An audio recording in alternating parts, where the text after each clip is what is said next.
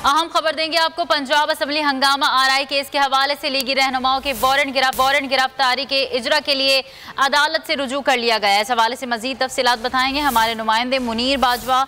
जी मुनीर, बताइएगा तफसीलात।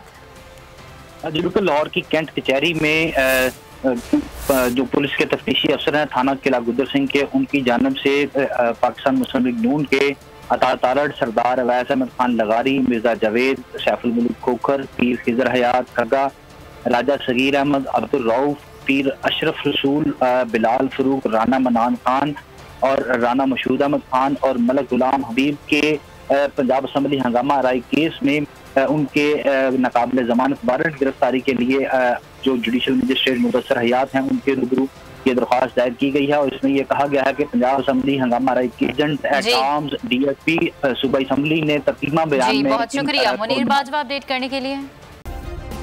सब्सक्राइब करें और बेल दबाएं ताकि कोई खबर रह न जाए।